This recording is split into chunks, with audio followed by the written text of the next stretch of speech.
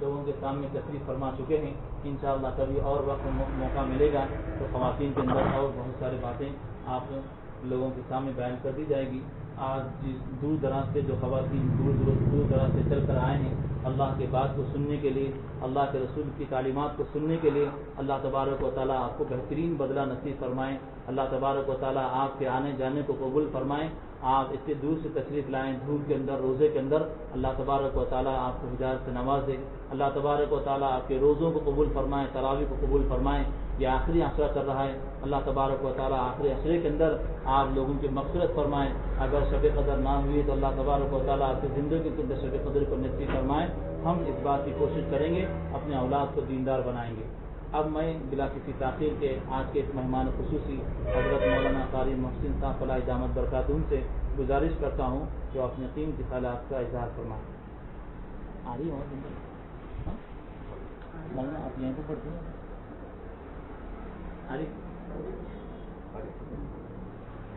Speaker نہیں آئے گا. اس سے پہلے میں نے کہا کہ ایسا اسپیکر یہاں میرے سامنے آنا چاہیے. ایسا آئے گا وہ اندر سے بڑا ایک ہی. ہاں ہاں ایک ہی اسپیکر اندر پورا ایک ہی کافی ہو جاتا ہے پورا فنکشن ہال کے لیے. اچھا وہ ڈبل لگائیں گے نا تو اندر میں وہ تو ٹھیک ہے. وہ تو یہاں ہم نے ایک اسپیکر منگوایا تھا. ہاں چھوٹا. ہاں جب یہ نہیں تھا شاید. ہاں ہاں وہ یہیں پر وہ یہاں پر ہے. وہ ایمرجنسی والا ہے, لائٹ گیس والا. بتاؤ نہیں یعنی وہ اس سے کنیکٹ کر کے ایک اسپیکر ادھر بھی چلتا تھا تھوڑا سا, تو ایسا محسوس ہوتا تھا کہ کچھ آواز آ رہی ہے. وہ پتہ ہی نہیں چلتا ہے نا, تو وہ ایسا ہوتا جیسے اکیلا آپ آ رہے ٹائم کی آواز تو سنے گا. آواز تو آئی ماشاء اللہ آئی, لیکن وہ ایک نفس بتا رہا ہوں, فطرت ایسا ہے. اس کو تو کیا کریں گے, اس کو تو کچھ نہیں کریں. چلو جی ٹھیک ہے.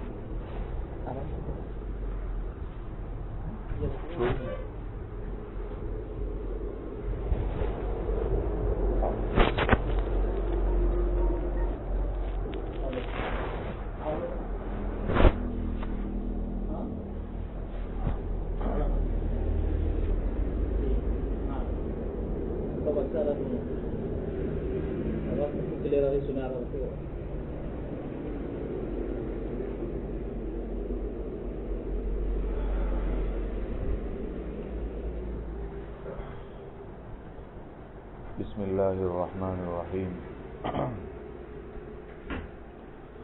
الحمد للہ رب العالمین والصلاة والسلام علی سید المرسلین وعلی آلہ واصحابہ اجمعین. اما بعد.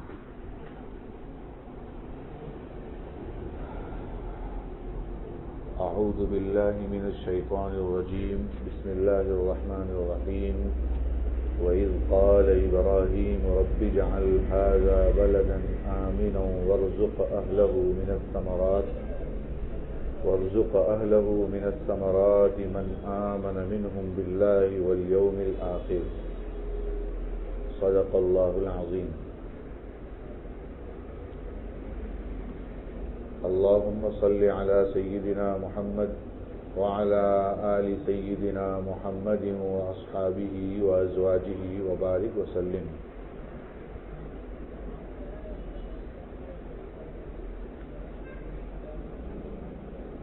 سب سے پہلے اللہ تعالیٰ کا شکر ادا کریں کہ اللہ تعالیٰ نے ہم سب کو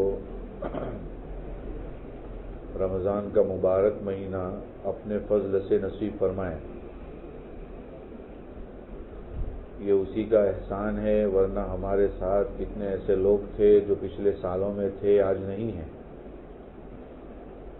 اللہ تعالیٰ ہماری مغفرت کرنا چاہتا ہے, اسی لیے اللہ تعالیٰ نے ہم سب کو رمضان کا مہینہ نصیب فرمایا. قرآن کریم کی ایک آیت کریمہ دینی مائیں اور بہنیں آپ کے سامنے پیش کی, جس میں حضرت ابراہیم علیہ السلام کا واقعہ ہے. حضرت ابراہیم علیہ السلام ہجرت کر کے اپنی بیوی کو یعنی سارہ کو ملک شام پہنچے سارہ کو لے کر. اس وقت حضرت ابراہیم علیہ السلام کی عمر تقریباً 85 سال تھی, 85. اور حضرت سارہ کی عمر تقریباً 77 سال ہو چکی تھی، 77۔ لیکن اللہ تعالیٰ کی عجیب قدرت کہ اتنی بڑی عمر ہو گئی اور ان کے گھر میں کوئی اولاد نہیں تھی۔ حضرت سارہ نے خود ایک دن حضرت ابراہیم علیہ السلام سے کہا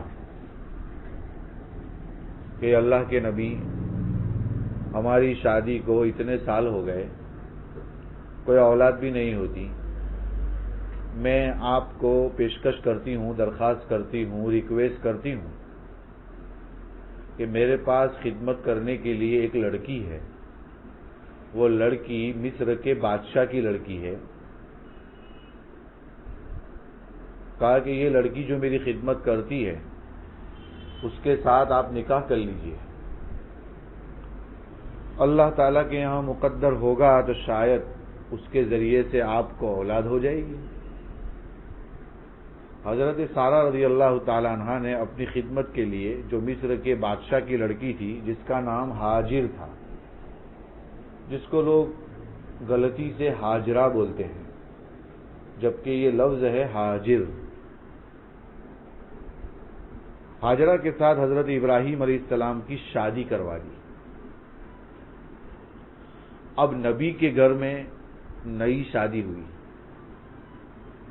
ساتھ میں دعا بھی فرمائی حضرت ابراہیم علیہ السلام نے، رب هب لی من الصالحین، ترجمہ ہے کہ اے میرے رب مجھے نیک اولاد عطا فرما۔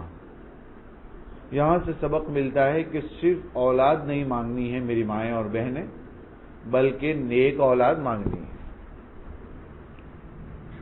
شادی کے بعد میاں بیوی کو یہی دعا مانگنی چاہیے، رب هب لی من الصالحین، اے میرے رب مجھے نیک اولاد عطا فرما۔ اب حضرت ہاجر ایک بادشاہ کی لڑکی تھی، لہذا نبی کے گھر میں کیسے رہنا چاہیے، تو حضرت سارہ رضی اللہ عنہا نے ان کی تربیت کی اور سکھلایا کہ نبی کے ساتھ کیسے رہنا ہے۔ اس تربیت کی برکت سے دونوں کی زندگی بہت اچھی گزر رہی تھی، اور ہم جانتے ہیں سوکنیں جب جمع ہوتی ہے تو کچھ نہ کچھ جھگڑے تو ہوتے ہی ہیں۔ اب جو سوکنوں کے درمیان جو کھینچا تانی ہوتی ہے وہ انسانی تقاضوں سے ہوتی ہے، اور یہ کوئی خاص عیب نہیں ہے، اس میں انسانی طاقت بھی عاجز ہو جاتی ہے۔ سوکنیں تو میری مائیں اور بہنیں سمجھتی ہوں گی، ایک شوہر کی 2 یا 3 بیویاں ہوں تو وہ آپس میں سوکنیں کہلاتی ہے۔ یہ حضرت سارہ ایک بیوی تھی اور ایک حضرت ہاجر، تو دونوں میں جھگڑا۔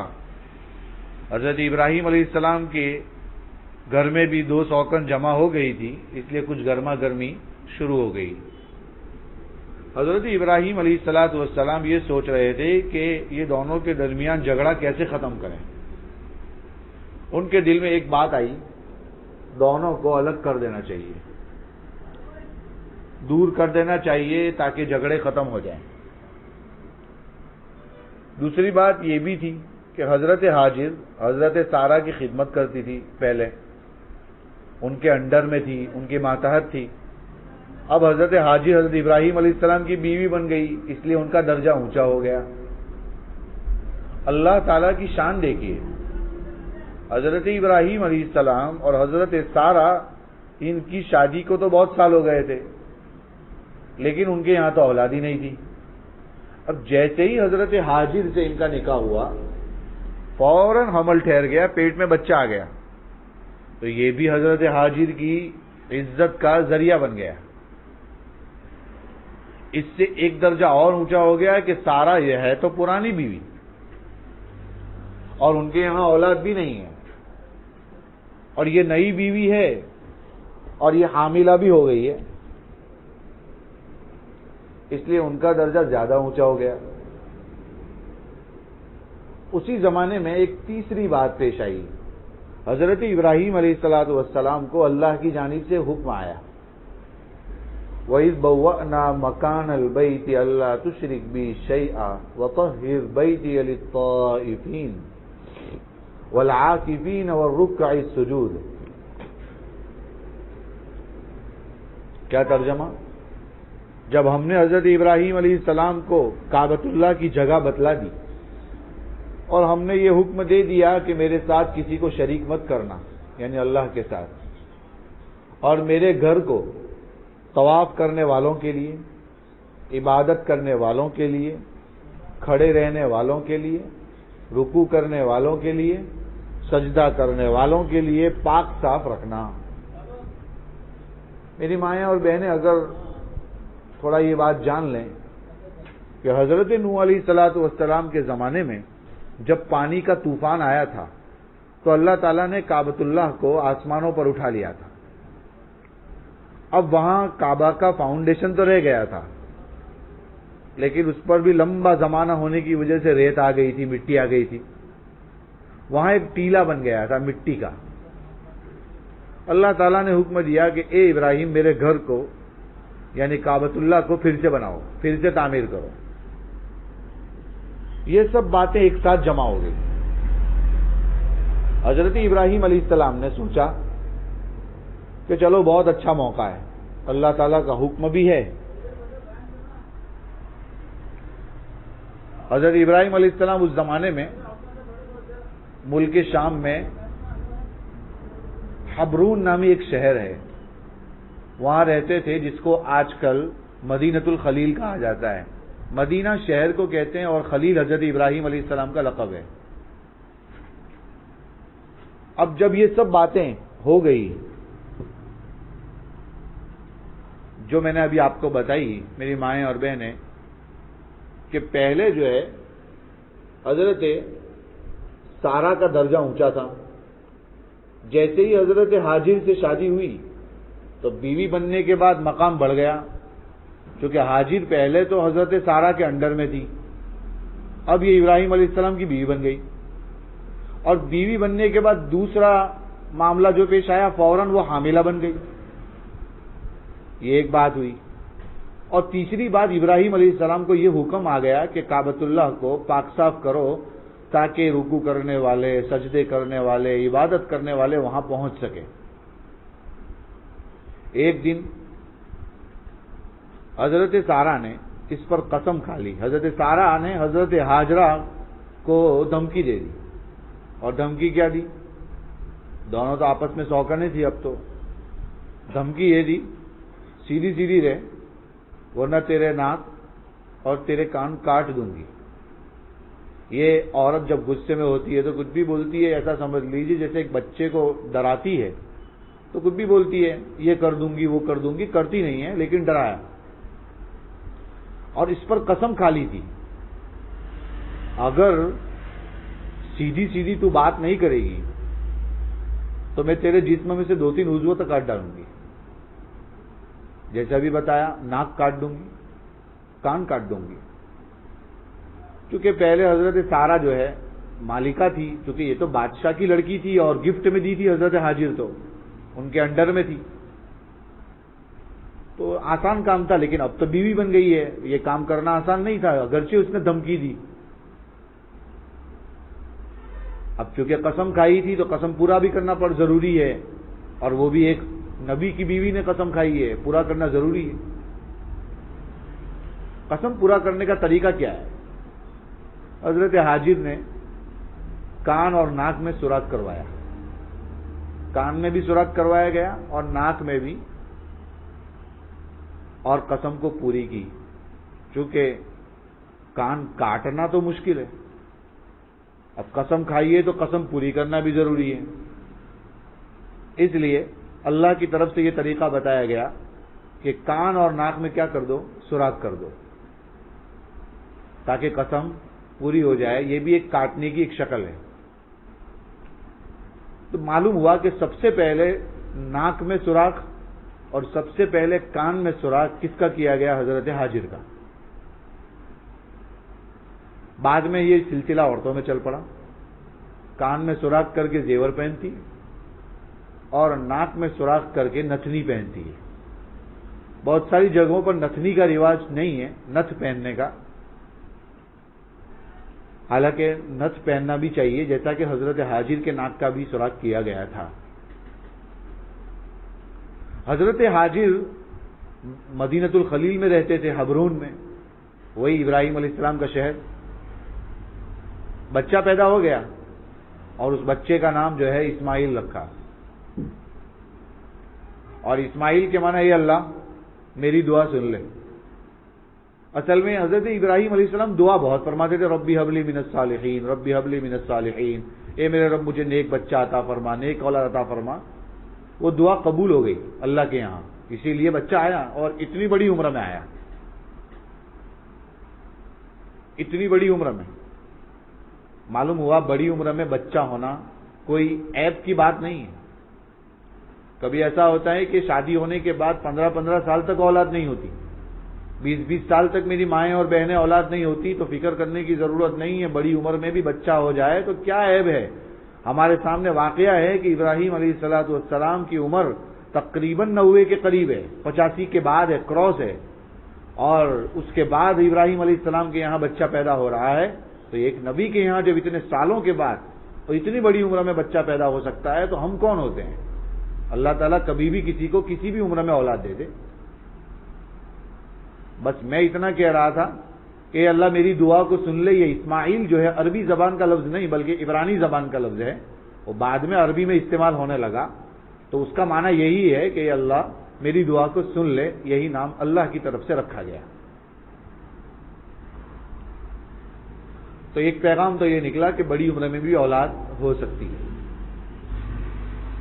اب جب یہ بچہ پیدا ہو گیا تو اسی زمانے میں خدا کا یہ حکم بھی آ گیا کہ ایک دن حضرت جبرائیل علیہ السلام براق لے کر آئے. براق یہ جنت کی ایک سواری ہے، گدھے سے بڑی ہوتی ہے اور گھوڑے سے چھوٹی ہوتی ہے. یہ قدرتی ہے. جتنی نگاہ انسان کی جہاں تک پہنچتی ہے وہاں تک اس کا ایک قدم پہنچتا ہے، اتنی تیز چلتی ہے. اب یہ تو جنت کی سواری ہے، پلک جھپک میں پتہ نہیں کہاں پہنچ جائے گی. یہ لے کر آئے حضرت جبرائیل علیہ السلام. حضرت جبرائیل علیہ السلام براق لے کر آئے اور کہا ابراہیم بیٹھ جاؤ.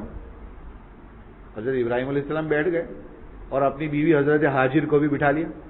دودھ پیتا بچہ تھا اسماعیل، ابھی پیدا ہی ہوا تھا، اس کو بھی ساتھ میں بٹھا لیا. حضرت سارہ کو وہیں مدینۃ الخلیل میں حبرون میں چھوڑ دیا کہ آپ یہاں رکو، ہم آتے ہیں. حضرت جبرائیل علیہ السلام لے کر جا رہے ہیں. جیسے جیسے گاؤں آتا ہے بیچ میں تو ابراہیم علیہ السلام پوچھتے بس یہاں اترنے کا وقت آ گیا؟ کہا نہیں، ابھی آگے لے جا رہے ہیں. جاتے جاتے جاتے سیدھے آج جہاں مکہ ہے وہاں پہنچا دیا. چونکہ اس زمانے میں مکہ اس طرح آباد نہیں تھا.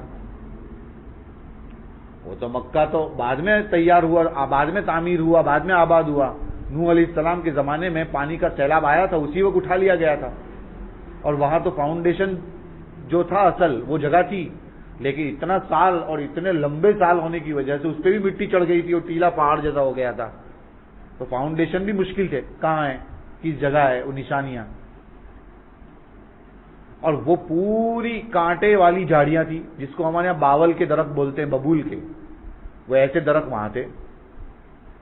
تو اب پورا علاقہ بنجر، کوئی رہنے والا نہیں. ایسی بستی میں حضرت حاجر کو لا کے چھوڑ دیا. جنگل ہے، کانٹے ہیں، جھاڑیاں ہیں، اور وہ ایک ٹیلا ہے، میں نے ابھی آپ کو بتایا، اسی ٹیلے کے اندر کعبۃ اللہ کی بنیادیں ہیں، پائے ہیں. وہاں بہت دور کوئی ایک آدھ قوم رہتی ہو تو ہوگی، باقی مکہ میں کوئی خاص انسان نہیں تھا. بلکہ دور دور تک انسان کی آواز بھی نہیں سنائی دیتی تھی، اتنا سناٹا. سبز گھاس بھی نہیں تھی کئی کئی کلومیٹر تک. کیونکہ ہریالی ہوتی ہے تب بھی اچھا لگتا ہے، لیکن ہریالی نہیں تھی بہت دور تک. حضرت ابراہیم علیہ السلام نے جبرائیل امین سے پوچھا کہ یہی ہماری منزل ہے؟ جبرائیل علیہ السلام نے کہا یہی آپ کی منزل ہے. حضرت ابراہیم علیہ السلام نے جنگل میں سے کچھ گھاس پتے لکڑیاں جمع کر کے ایک چھپڑ بنایا، جیسا کہ اب آج بھی اس زمانے میں بھی غریبوں کے ایسے گھر ہوتے ہیں. ایسے گھر ابراہیم علیہ السلام نے ایسا ایک گھر بنایا وہاں پر.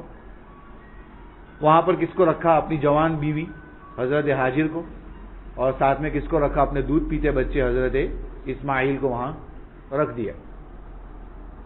میری مائیں اور بہنیں آپ سن چکے ہیں کہ حضرت حاجر تو شہزادی تھی، بادشاہ کی لڑکی تھی، مصر کی، لیکن ان کے شوہر اللہ تعالیٰ کے حضرت ابراہیم علیہ السلام اللہ کے نبی تھے۔ ایک گھاس اور پتوں کے چھپر میں رکھا ہے، حضرت حاجر نے خوشی خوشی قبول کیا اور وہاں رہنے کے لیے تیار ہو گئی۔ یہ نہیں سوچا کہ میں بادشاہ کی بیٹی ہوں، میں بھی شہزادی ہوں، بلکہ یہ سوچا کہ میرے شوہر کا حکم ہے تو میرے شوہر کو خوش کرنا میرا فریضہ ہے۔ ہمیں یہی پیغام ملتا ہے، شوہر ہمیں جس حال میں رکھ کے ہمیں خوش ہو جانا چاہیے، بلکہ ہر وقت اپنی ماؤں اور بہنوں سے درخواست کرتا ہوں اپنے شوہر کو خوش رکھو، تاکہ جو شوہر باہر چل کر نیک کام کرتے ہیں آپ کو گھر میں بیٹھے بیٹھے اس کا ثواب مل جائے گا۔ جنازے میں جاتے ہیں، جمعہ کی نماز پڑھتے ہیں، مسجدوں میں جماعت کے ساتھ نماز پڑھتے ہیں، اور بہت سارے دینی کام شوہر کرتے ہیں جو عورت باہر نکل کر نہیں کر سکتی شرعی اعتبار سے، لیکن اس کو اس کا ثواب پورا پورا چاہیے، تو بس اتنا ہے کہ شوہر کو خوش رکھے۔ آج کل اس کی کمی ہے۔ اب یہی بات تو ہے کہ وہاں چھپر میں چھوڑ دیا اور ابراہیم علیہ السلام وہاں سے جانے لگے۔ اب ایک جنگل ہے، وہاں کوئی انسان نہیں ہے، جیسے ویسے کوئی مکان نہیں ہے، ایک مکان جیسے ویسے کر کے بنا دیا چھپر، دودھ پیتا بچہ ہے، جوان بیوی ابھی ابھی شادی ہوئی ہے اور شہزادی ہے، ایسوں کو چھوڑ کر ابراہیم علیہ السلام جا رہے ہیں۔ حضرت حاجر پیچھے پیچھے چلی اور کہہ رہی کہاں جا رہے ہو، کس کو، ہم کو چھوڑ کر کدھر جا رہے ہو؟ یہ اللہ کے نبی بتائیے کہاں جا رہے ہو جنگل میں ہمیں چھوڑ کر؟ یہاں کوئی ساتھ دینے والا نہیں، کھانے پینے کی کوئی چیز نہیں۔ ابراہیم علیہ السلام خاموش، کچھ بھی نہیں بول رہے ہیں، چپ چاپ چلتے رہے چلتے رہے۔ حضرت حاجر نے اپنا سوال دہرایا کہ اللہ کے نبی یہاں جنگل میں ہمیں چھوڑ کر کہاں جا رہے ہو؟ پھر حضرت ابراہیم علیہ السلام نے کوئی جواب نہیں دیا، چلنے لگے۔ ایک بار، دو بار، تین بار حضرت حاجر بار بار پوچھ رہی ہے کہ ہمیں مکہ میں اور ایسی وادی جہاں کانٹے ہی کانٹے ہیں، یہ سب ایسی جگہ پر چھوڑ کر ہمیں کہاں جا رہے ہو؟ وہ جانتی تھی کہ اللہ کے نبی مجھ پر ظلم نہیں کر سکتے ہیں، اس لیے پھر دیکھا کہ کوئی جواب نہیں آ رہا ہے تو خود سوال کر لیا حضرت حاجر نے حضرت ابراہیم علیہ السلام سے، اچھا یہ بتائیے آپ جا رہے ہو، کیا اللہ کے حکم سے ہم کو چھوڑ کر جا رہے ہو جنگل میں ہمیں؟ میری دینی بہنوں، جب اپنے شوہر کی زبان سے یہ جواب سنا تو حضرت حاجر کا عجیب جواب، حضرت ابراہیم علیہ السلام نے یہ جواب دیا کہ جی ہاں اللہ کا حکم ہے آپ کو یہاں چھوڑ کر مجھے جانا ہے۔ جیسے ہی یہ جواب سنا شوہر کا، فوراً حضرت حاجر نے بڑا عجیب جواب دیا، ہمارا بلکہ پوری امت کی ماؤں اور بہنوں کو ایسا جذبہ پیدا کرنا چاہیے۔ کیا جواب دیا؟ ایک عورت ذات کا جواب سنیے، وہ کہہ رہی ہے کہ اللہ کا جب حکم ہے اور آپ شوق سے خوشی خوشی چلے جا رہے ہیں، جب اللہ ہی نے حکم دیا ہے تو وہ اللہ کبھی بھی ہم کو ضائع نہیں کرے گا۔ یہ جذبہ ایک عورت ذات میں ہونا چاہیے، نہ یہ کہ عورت ڈرتی رہے گھبراتی رہے، نہیں، آج اپنے اندر ایمان کو مضبوط کرنے کی ضرورت ہے۔ حضرت حاجر کہہ رہی ہے کہ جب اللہ کے حکم سے جا رہے ہیں تو وہی اللہ ہم کو کبھی ضائع نہیں کرے گا۔ میری دینی مائیں اور بہنیں، ہر مسلمان اور ہر مرد اور عورت کو یہ بات اللہ سمجھا دے کہ اللہ کا حکم پورا کرنے سے کبھی کوئی انسان ضائع نہیں ہوتا، برباد نہیں ہوتا۔ حضرت ابراہیم علیہ السلام دوبارہ کہاں جا رہے ہیں؟ واپس وہی فلسطین، شام جا رہے ہیں، سیریا، کیونکہ وہاں ان کی دوسری بیوی ہے حضرت سارہ، ان کو چھوڑ کر آئے ہیں حبرون میں چھوڑ کر آئے ہیں، جس کو ابھی میں نے کہا مدینۃ الخلیل۔ ابراہیم علیہ السلام جا رہے ہیں اور بیوی جو ہے حضرت حاجر انہیں دیکھ رہی ہے۔ کہتے ہیں نا کہ جب کوئی رخصت ہو رہا ہوتا ہے تو انسان اس کی طرف دیکھتا رہتا ہے جب تک وہ دکھتا ہے، تو ابراہیم علیہ السلام جب تک دکھتے رہے حضرت ہاجر کی نگاہیں وہاں رہی. ایک وہ مقام آ گیا جس کو ہم بولتے ہیں سنیہ نامی ایک جگہ تھی، وہاں ایک پہاڑی تھی. وہاں جب پہنچے تو اب ابراہیم علیہ السلام کو بچہ بھی نظر نہیں آ رہا تھا اور ساتھ ساتھ میں حضرت ہاجر بھی نظر نہیں آ رہی تھی. سیم یہی بات حضرت ہاجر کے لیے بھی تھی کہ اب ابراہیم علیہ السلام ان کو نظر نہیں آ رہے تھے. جب وہاں پہنچے کہ جہاں ایک دوسرے کو کوئی نظر نہیں آ رہا ہے تو ابراہیم علیہ السلام کھڑے ہو گئے اور کھڑے ہو کر اللہ کے سامنے ہاتھ اٹھا کر دعا کر دی کہ اللہ ان کو میں یہاں چھوڑ کر جا رہا ہوں، ان کی حفاظت کرنا تیری ذمہ داری ہے. معلوم ہوا انسان کو ہر وقت اللہ کے سامنے دعا مانگنی چاہیے.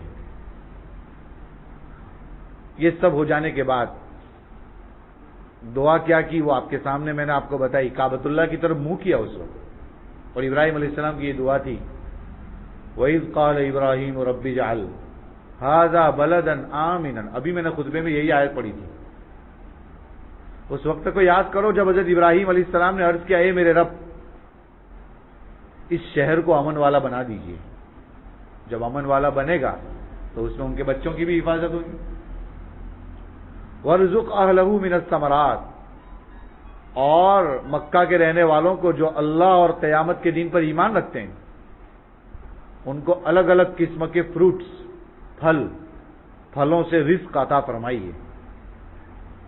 قال ومن كفر فأمتعه. یہ ایک الگ آگے کی آیت ہے.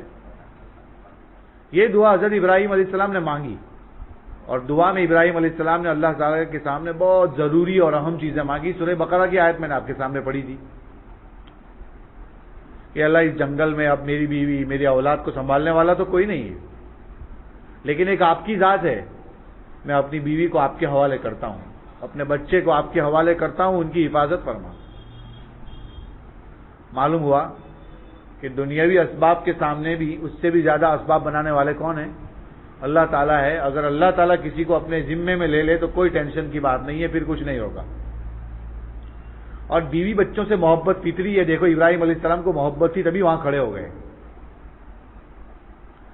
اگر کوئی کہے کہ مجھے اپنی بیوی سے محبت نہیں ہے تو وہ انسان نہیں بلکہ وہ جانور ہے. اس لیے ایک دوسرے کی محبت ضروری ہے. اور عورت کو تو اللہ نے پیدا ہی اس لیے کیا ہے تاکہ شوہر کو سکون حاصل ہو.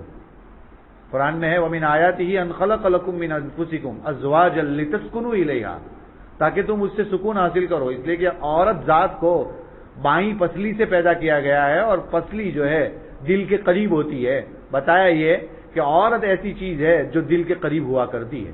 اور اگر کسی کے فطرت میں ہے کہ وہ اپنے بچوں سے بھی محبت نہیں کرتا اور اپنی بیوی سے بھی محبت نہیں کرتا، اس کو تو انسان نہیں کہنا چاہیے بلکہ جانور کہنا چاہیے.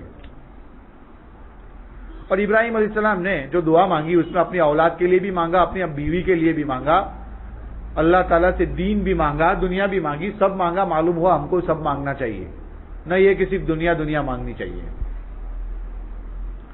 ایک دوسری جگہ قرآن کریم میں اسی آیت کو الگ طریقے سے بیان کیا گیا ہے. وَإِذْ قَالَ إِبْرَاهِيمُ رَبِّ اجْعَلْ هَٰذَا الْبَلَدَ آمِنًا وَاجْنُبْنِي وَبَنِيَّ أَن نَّعْبُدَ الْأَصْنَامَ. سورہ ابراہیم میں ہے. یہاں پر ہے کہ اس وقت کو یاد کرو جب حضرت ابراہیم علیہ السلام نے کہا اے ہمارے رب اس شہر کو امن والا بنا دیجیے، مجھے اور میرے بیٹوں کو بتوں کی پرستش سے دور رکھیے. کتنی اچھی دعا مانگ رہے ہیں. انسان اپنی اولاد کے لیے ایسی دعا مانگے. ربی انہن اضللن کثیرا من الناس. اے میرے رب جو لوگ بھی یہ لوگ انہن اضللن کثیرا من الناس، انہوں نے بہت سارے لوگوں کو گمراہ کیا.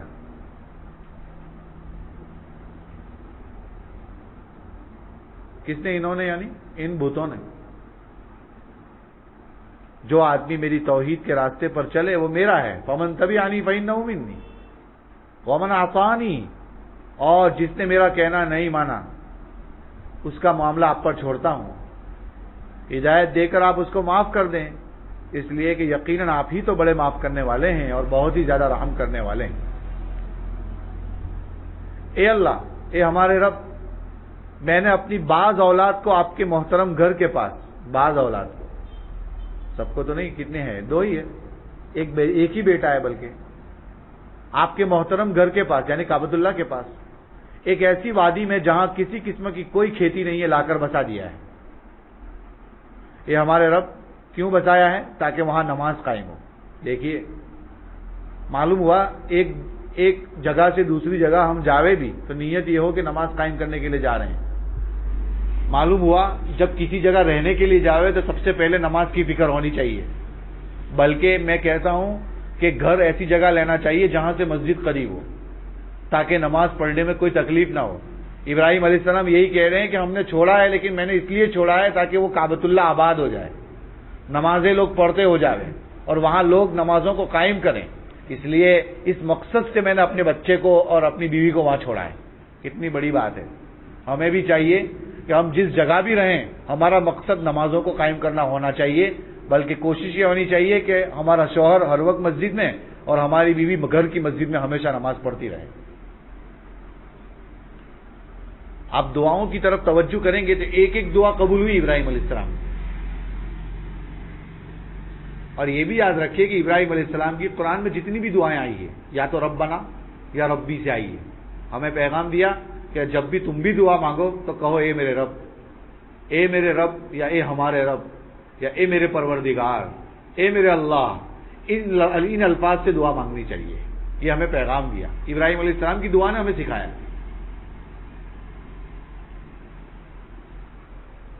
ابراہیم علیہ السلام کو اللہ تعالیٰ نے فرمایا, ابراہیم علیہ السلام نے اللہ تعالیٰ سے کہا, اللہ ابھی تو یہ مکہ جنگل ہے, لیکن اس مکہ کو آپ شہر بنا دیجئے. بنا سکتے ہیں. وہاں میری بیوی اور بچوں کو چھوڑ کر تو آیا ہوں, گھبراہٹ نہ ہو, اور تمام ضروریات آسانی سے وہاں پوری ہو سکے. چونکہ شہر بن جائے گا تو آسانی سے ضروریات پوری ہو جائے گی. دوسری دعا مانگی, اللہ مکہ کو اطمینان والا بنا دیجئے, امن والا. یہ دعا بھی پوری ہوئی. آج تک کعبہ کا کوئی مخالف پیدا نہیں ہوا. اگر ہوا تو شہر پر غالب نہیں آ سکا. کعبۃ اللہ پر کوئی آج تک غالب نہیں آ سکا. ہاتھی والوں نے مکے پر حملہ کرنے کی کوشش کی تھی, ابرہا نے, لیکن وہ بھی کامیاب نہیں ہوا. ابراہیم علیہ السلام نے اللہ تعالیٰ سے یہ بھی دعا کی تھی کہ اللہ اس کو امن والا حرم بنا دیجیے, یہاں کوئی قتل نہ ہو, لڑائی نہ ہو, جھگڑا نہ ہو. آپ جانتے ہی ہیں حرم میں جا کر ہم جانوروں کا شکار بھی نہیں کر سکتے. آج بھی ہرے ہرے پتے ہیں اگر وہاں تو اس کو توڑ بھی نہیں سکتے. حکم ہے شریعت کی طرف سے. یہ بھی ابراہیم علیہ السلام کی دعا کی برکت ہے. ابراہیم علیہ السلام نے یہ دعا کی تھی پھلوں کا رزق عطا فرما. یہ دعا کی تھی فروٹس, میوے. وہاں تو کوئی بستی میں کوئی اگنے کی تو بات ہی نہیں تھی. ابھی ہم نے آپ کو بتایا کانٹے ہی کانٹے تھے, سبزی سبزی تھی. لیکن پھر بھی یہ دعا قبول ہوئی. ایک بستی تھی طائف, جو قریب میں ہے طائف. یہ طائف پہلے کہاں تھا؟ فلسطین میں تھا. فلسطین کے ایک گاؤں تھا, بستی تھی. جبرائیل علیہ السلام نے وہ پوری بستی اٹھا کر یہاں رکھ دی. اور فلسطین میں الگ الگ قسم کے فروٹس آتے تھے, وہ پورے اللہ تعالیٰ نے یہیں رکھ دیے. تو حرم کے قریب طائف ہو گیا. اور طائف میں آج بھی حضرت عبداللہ ابن عباس کی قبر ہے. طائف وہ جگہ ہے جہاں افساسوں کو تکلیف پہنچائی گئی, پتہ نہیں کتنی تکلیف پہنچائی گئی. دیکھنے کے قابل جگہ ہے, عبرت کی جگہ ہے, بہت کچھ سیکھنے کی جگہ ہے. وہاں پر فروٹس بھی بہت ملتے ہیں. یہ تو طائف کی بات ہوئی کہ وہاں فروٹ مل جاتے ہیں, دعا قبول ہوئی. لیکن دوسری طریقے سے سوچیں تو مکۃ المکرمہ میں اتنے فروٹ ملتے ہیں, اتنے فروٹ ملتے ہیں جو پوری دنیا میں کہیں نہیں ملتے. پوری دنیا میں جتنے فروٹ پیدا ہوتے ہیں, تیار ہوتے ہیں, وہ سب کے سب کعبۃ اللہ آتے ہیں. یہ ابراہیم علیہ السلام کی دعا کی قبولیت ہے کہ اللہ مکہ کے رہنے والوں کو فروٹس دے دیجئے, پھل دے دیجئے.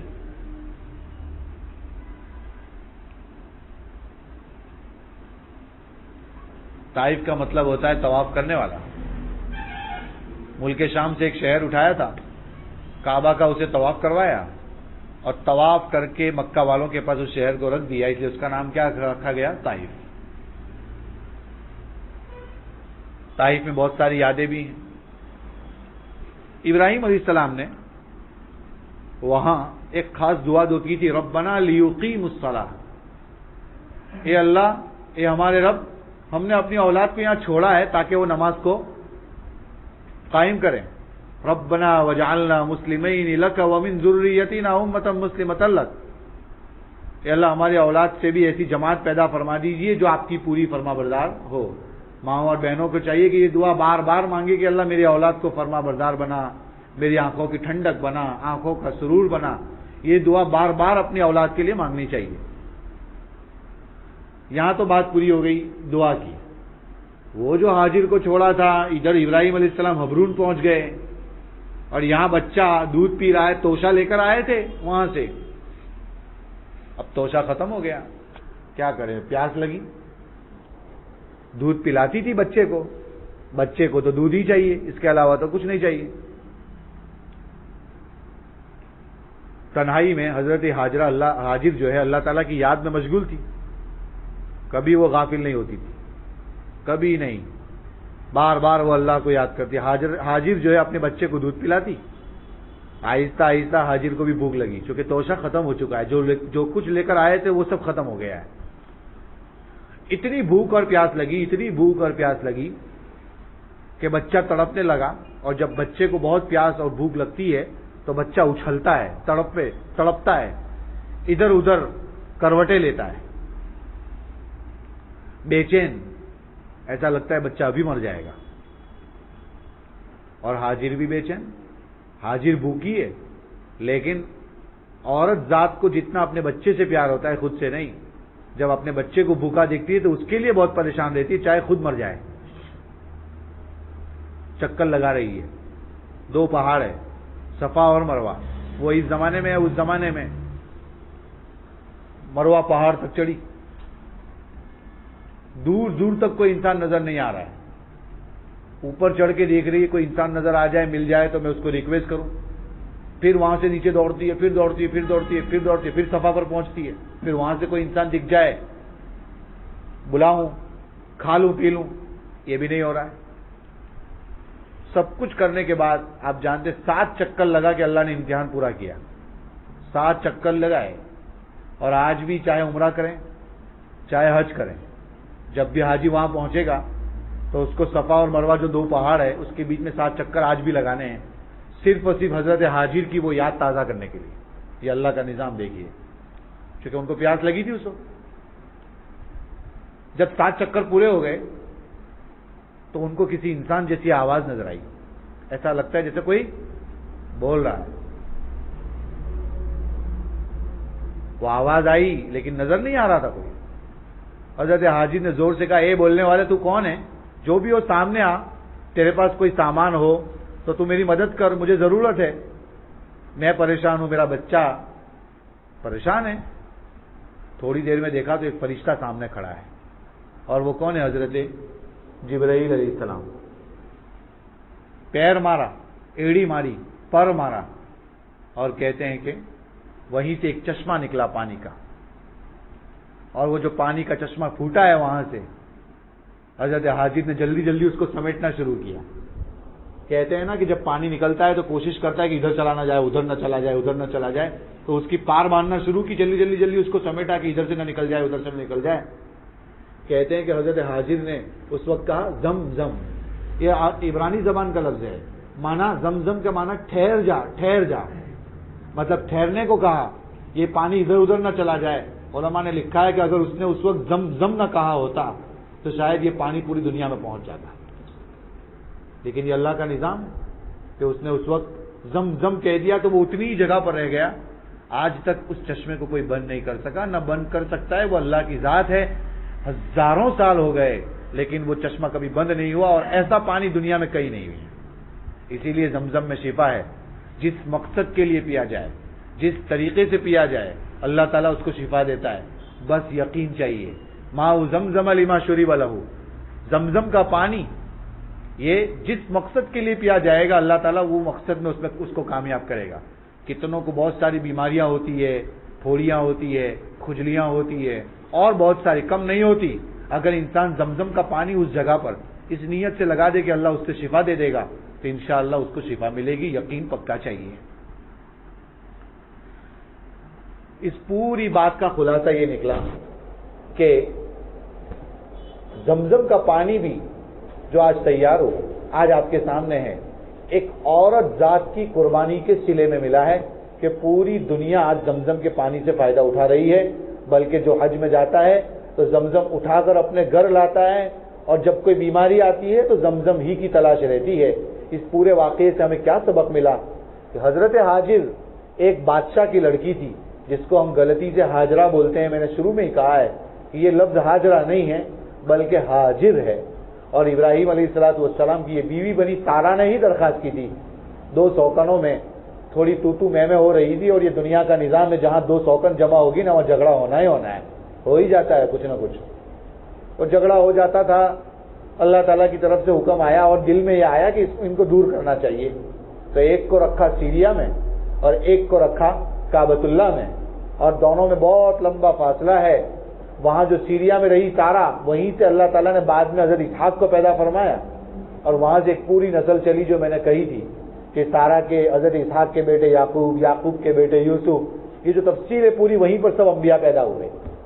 اور ادھر حضرت ہاجر کے بیٹے اسماعیل، جن کو لے کر وہاں پہنچی تھی، دودھ پیتا بچہ تھا، اور جب ابراہیم علیہ السلام انہیں چھوڑ کر گئے تو عورت کا بڑا عجیب جواب تھا کہ جب اللہ نے ہمیں یہاں حکم دیا ہے ہمارے بارے میں کہ یہاں چھوڑ کر جانا ہے، تو وہ اللہ کبھی ہم کو ضائع نہیں کرے گا۔ میری مائیں اور بہنیں، ہمیں پیغام ملتا ہے اس سے کہ جب اللہ کا حکم آ جائے تو پھر اللہ کبھی برباد نہیں کرتا، اللہ کے حکم کو پورا کرنے میں کبھی تکلیف نہیں آتی۔ اور جب وہاں چھوڑ کر جا رہے تھے تو میں نے آپ کو اس قصے میں بتایا کہ ابراہیم علیہ السلام نے ایک جگہ رہ کر دعا کی، وہ تمام دعائیں قبول ہوئی، اور توشہ ختم ہوا تو حاجر تڑپنے لگی، بچہ تڑپنے لگا، 7 چکر لگائے۔ ایک عورت کی یاد کو اللہ تعالیٰ نے ہمیشہ کے لیے باقی رکھا۔ جب بھی کوئی حج میں جائے گا، جب بھی کوئی عمرے میں جائے گا، اس کو سعی کرنی پڑے گی۔ سعی کا مطلب یہی ہے کہ صفا مروہ کے درمیان 7 چکر لگاؤ، اور یہ 7 چکر وہی ہے جو ایک عورت نے اس وقت لگائے تھے۔ فرمایا آپ بھی لگاؤ اور اپنی یاد تازہ کرو کہ اس عورت نے اس زمانے میں کیسے چکر لگایا ہوں گے۔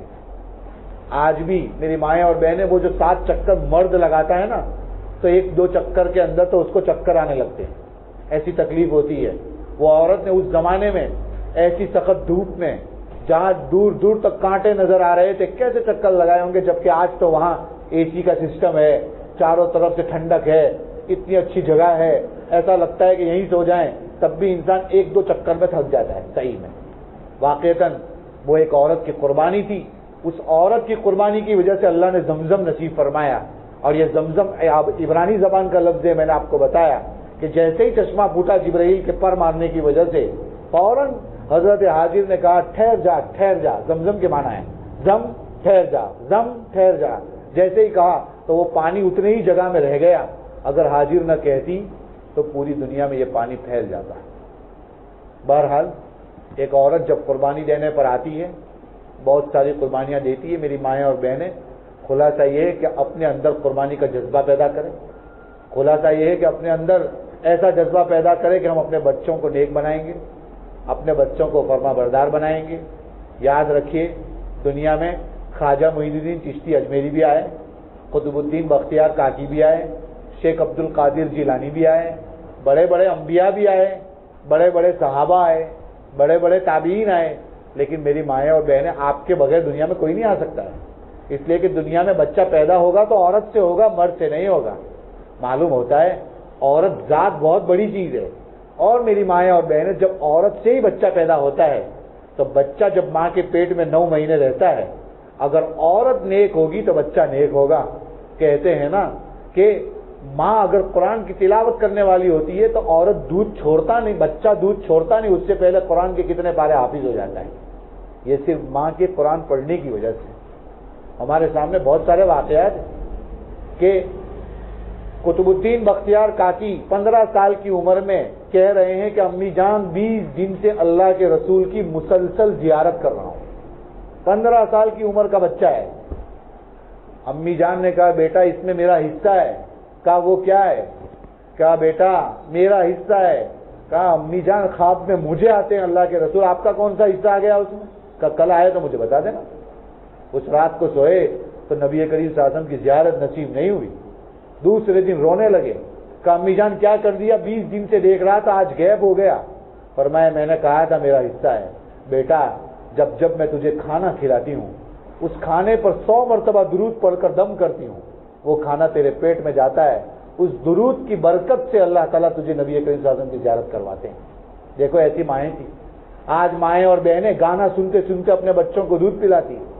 آج مائیں اور بہنیں کانوں میں پتہ نہیں میوزک سنتے سنتے دودھ پلاتی ہے, سیریلوں کو دیکھتے ہوئے دودھ پلاتی ہے, پکچر دیکھتے ہوئے دودھ پلاتی ہے, مووی دیکھتے ہوئے دودھ پلاتی ہے. یاد رکھنا, جب ایسا کر رہی ہے نا تو بچہ گانے والا ہی بنے گا, بچہ سنگر بنے گا, بچہ ناچنے والا بنے گا, بچہ نمازوں کا پابند نہیں بنے گا. اس لیے کہ اس ماں نے اس وقت میں صحیح تربیت نہیں کی تھی. میری مائیں اور بہنیں اپنے آپ کو صحیح بنانے کی ضرورت ہے. آپ برقع پہن کر نکلے گی تو آپ کی اولاد برقع پہنے گی.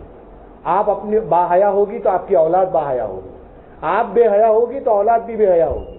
کہتے ہیں کہ جس کے پیٹ میں حرام لقمہ جاتا ہے تو اس گھر کی جو بچی ہوتی ہے وہ پردہ بھی نہیں کرتی اور الٹے سیدھے آدھے کپڑے پہن کر باہر نکلتی ہے. جب کسی کی بچی کو آپ ننگی دیکھ لو, آدھی ننگی دیکھ لو, روڈ پر دیکھ لو, تو انداز لگا سکتے ہو کہ شاید اس کے باپ نے یا اس نے حرام غذا کھائی ہوگی, جس کا یہ نتیجہ ہے. جیسا کہ میں بہت پہلے یہیں کے ایک بیان میں عرض کر چکا ہوں کہ حضرت حوا نے وہ غلطی سے دانا کھا لیا تھا جنت میں, تو جو نورانی لباس انہوں نے پہنا تھا وہ آسمان سے اٹھا لیا گیا ہے. یہ نتیجہ ہے کہ اٹھا لیا کا مطلب وہ ننگے ہو گئے تھے. قرآن میں ہے نا کہ ان کا سطر نظر آ گیا ایک دوسرے کو. اور میں یہ بھی کہہ چکا ہوں, حضرت عائشہ فرماتی ہیں جو نبی کریم صلی اللہ علیہ وسلم کی چہیتی بیوی ہے, پوری زندگی گزری لیکن میں نے آپ صلی اللہ علیہ وسلم کا اور آپ نے میرا کبھی سطر نہیں دیکھا. تو معلوم ہوتا ہے کتنے باحیا لوگ تھے. آج ہم کتنے بے حیا لوگ ہیں. میری مائیں اور بہنیں, یہ پوری بات کا خلاصہ یہ ہے, باحیا بنیں, نمازوں کو پابند کرنے والی بنیں, اپنی زندگی کو سدھاریں, شوہر کو خوش رکھیں, جھگڑے نہ کریں. اور میں آپ کو اس سے پہلے بھی بتا چکا ہوں, مرد کے پاس کوئی آپشن نہیں ہے کہ جنت کے 8 دروازوں سے جائے, اس لیے کہ مردوں میں تو صرف ایک ہی شخص جنت کے 8 دروازے سے جائے گا. وہ کون ہے؟ حضرت ابوبکر صدیق رضی اللہ عنہ. لیکن عورتوں میں کوئی ایسی کوئی آپشن کی بات نہیں ہے, بلکہ بہت ساری عورتیں, بلکہ ہر عورت جا سکتی ہے, لیکن اس کے لیے شرط ہے کہ وہ 1 مہینے کے صحیح طور پر روزے رکھیں, نمازوں کی پابندی کریں, شرمگاہوں کی حفاظت کریں اور بیوی شوہر کی اطاعت کریں. 4 چیزیں. رمضان کے روزے پابندی سے. نمبر 2, اگر چھوٹ گئے ہیں تو اس کو قضا بھی کرنی ہے, جو عام طور پر ایام میں چھوٹ جاتے ہیں. نمبر 2, اپنی شرمگاہوں کی حفاظت. نمبر 3, 5 وقت کی نماز کی پابندی. اور نمبر 4, اپنے شوہر کو خوش رکھے, اطاعت کریں.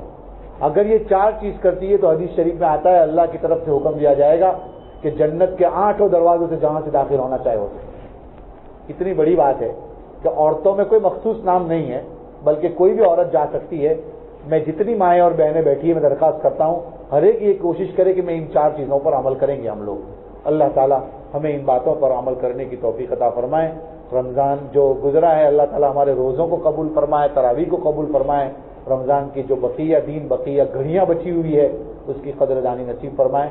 اور ان دنوں میں جتنی باتیں کہی ہیں, جہاں جہاں کہی ہیں, اللہ تعالیٰ مجھے صحیح طرح کہنے کی, اس پر عمل کرنے کی, تمام ماؤں اور بہنوں کو اس پر عمل کرنے کی توفیق عطا فرمائیں. آمین. وآخر دعوانا ان الحمدللہ رب العالمین.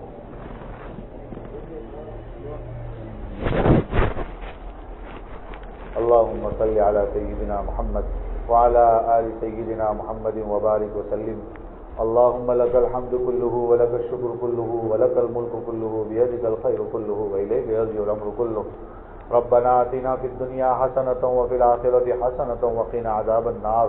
یا اللہ ہمارے گناہوں کو معاف فرما, خطاؤں سے درگزر فرما, پریشانیاں دور فرما, عافیت کے فیصلے فرما, رحم و کرم کے فیصلے فرما. یا اللہ ماؤں اور بہنوں نے بڑی قربانیاں دی ہیں, ہاتھ اٹھائے ہیں, کہاں کہاں سے وہ چل چل کر روزے کی حالت میں صرف اور صرف تیرا دین سیکھنے کے لیے, تیری باتیں سننے کے لیے, دین کی باتیں سننے کے لیے آئی ہے. یا اللہ انہیں ثواب سے محروم نہ فرما.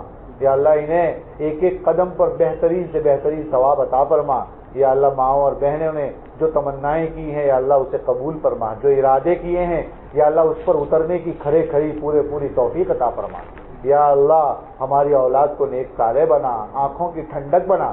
یا اللہ آنکھوں کا سرور بنا, ہماری اولاد کو عقائد حقہ سے, اعمال صالحہ سے, اخلاق فاضلہ سے مزین فرما. یا اللہ ہر طرح کی پریشانیاں دور فرما, عافیت کے فیصلے فرما, رمضان کی قدردانی نصیب فرما. جو کچھ رمضان میں عبادتیں ہوئی ہیں یا اللہ اسے قبول فرما, جو کوتاہیاں ہوئی ہیں اسے معاف فرما. یا اللہ ہم سب کی مغفرت فرما، یا اللہ ہم سب کی مغفرت فرما۔ اتنے دنوں میں جو بیانات ہوئے یا اللہ اسے اپنی بارگاہ میں قبول فرما، یا اللہ جو عورتیں آئی ہیں انہیں اپنی بارگاہ میں قبول فرما، یا اللہ یہ سب کے لیے لائف چینجنگ رمضان بنا، یا اللہ زندگی کے بدلنے والا رمضان بنا، یا اللہ جو کچھ مانگا عطا فرما، جو مانگنے سے رہ گیا ہو اپنی شاہ نشان نصیب فرما، یا اللہ جو جتنے لوگوں نے ہاتھ اٹھائے ہیں ان کی بہت ساری جائز تمنائیں ہیں، یا اللہ پتہ نہیں بہت ساری مستورات اپنے بچوں کے لیے پریشان ہوگی، بہت ساری مستورات اپنے بیوی شوہر کے لیے پریشان ہوگی، یا اللہ بہت ساری مستورات اپنے گھریلو جھگڑوں کے لیے پریشان ہوگی، یا اللہ سب کی جائز تمنائیں پوری فرما۔ یا اللہ اس مجمع میں کوئی ایسی خاتون بھی بیٹھی ہے جس کے بچے کو کسی وقت میں حادثہ ہو گیا تھا، بینائی چلی گئی تھی، بیچارہ بہت پریشان ہے، گھر والے بہت پریشان ہیں، یا اللہ اس بیوی کی تمنا قبول فرما، یا اللہ کسی طریقے سے اگر تیرے خزانے میں لکھا ہو اور خیر ہو تو یا اللہ اس بچے کی بینائی کو لوٹا دیجیے، یا اللہ اس میں خیر ہو تو لوٹا دیجیے، ہم تو تجھ سے خیر ہی مانگتے ہیں، یا اللہ ہم تجھ سے خیر ہی مانگتے ہیں، ہمیں تو یہ سکھایا گیا ہے کہ دنیا بھی مانگو تو عافیت والی مانگو، یا اللہ اگر ہم دنیا مانگ لیتے ہیں اور عافیت نہیں مانگتے تو وہی دنیا ہمارے سر پر بوجھ بن جاتی ہے، ہم جانتے ہیں یا اللہ، اس لیے ہمیں دنیا بھی دے تو عافیت والی دے۔